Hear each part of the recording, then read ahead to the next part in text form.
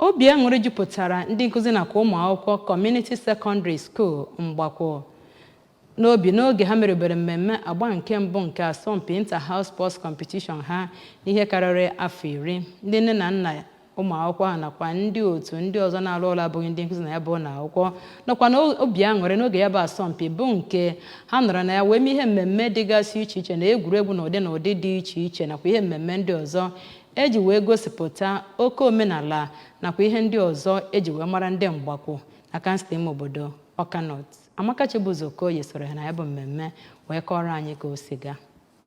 Asọmpi egwuregwu bụ nke ndị gụburu akwụkwọ na ya bụ ụlọ akwụkwọ bụ ndị eji Old Boys Association mara n'asụsụ Bekee bụ nke ya bụ ụlọ akwụkwọ nke ejiburu Boys Secondary School Mgbakwo wee mara chịkọbara iji kpọlite obi ụmụaka ahụ elu ma kụziere ha ihe dị iche iche ha kwesịrị ịma na-abụghị naanị agụmakwụkwọ. Ọ bụ otu n'ime mbọ ndị ya bụ otu na-agba iji kwalite agụmakwụkwọ na ya bụ ụlọ akwụkwọ, nke ndị ọzọ gụnyere ịlụgharị ụlọ ebe a na-agụ akwụkwọ dị iche iche, ibute akụrụngwa eji agụ akwụkwọ nakwa ịkwalite ọnọdụ ndị nkụzi nakwa ndị ọchịchị ya bụ ụlọ akwụkwọ. Mgbe ọ na-ekwu okwu na mmemme ahụ ka onye zonal director nke agụmakwụkwọ n'ụlọ ọrụ Post Primary School Service Commission nke Awka Zone bụ Oriakụ Ngozi Chukwujekwu nọrọ kwuo na ya bụ asọmpi bụ nke a na-eme na ya bụ ụlọ akwụkwọ ka e mere nke ikpeazụ n'afọ 10 gara aga, ma kwuo na ya bụ atụmatụ bụ nke mere a wee chọpụta ọtụtụ ụmụ akwụkwọ nwere ihe dị iche iche ha nwere ike imezupụtara ebe ọ nọziri too onye isi ụlọ akwụkwọ ahụ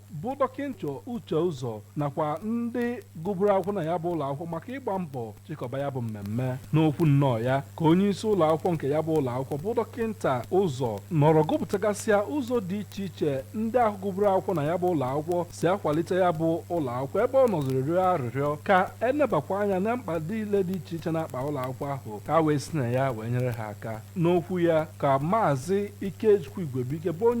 onye isi oche na ya bụ mmemme bụ onye nọchitere anya ya bụ onye isi otu Parent Teacher Association bụ Maazị Arinze Nwoye nọrọ kwue na asọmpi egwuregwu bụ nke na-akwalite nwa ụmụ akwụkwọ ma kwa gosipụta akara aka dị iche iche nke ha nwere dịka o si metụta egwuregwu. Mgbe ọ na-ekwu okwu n'aha ndị gụburu akwụkwọ na ya bụ ụlọ akwụkwọ bụ Old Boys Association na Bekee ka onye otu ahụ bụ Maazị Michael Mmadụmere nọrọ kwue na ndị otu ahụ na-agba mbọ n'ụzọ dị iche iche ịkpọghachite ụlọ akwụkwọ ahụ na ugo eji mavuru ha, ma kwue na ha ga-agazi n'iru ịchọpụta ụzọ dị iche iche ha ga-esi na-akwalite ya bụ ụlọ akwụkwọ. Ndị bịagasịrị ya bụ mmemme gụnyere onye isi oche ọchịchị nchere oke nke okpuru ọchịchị Awka North bụ Comrade Tangod Anagọ nakwa onye isi obodo ndị Mgbakwo bụ Maazị Basil Chukwunwokeọma.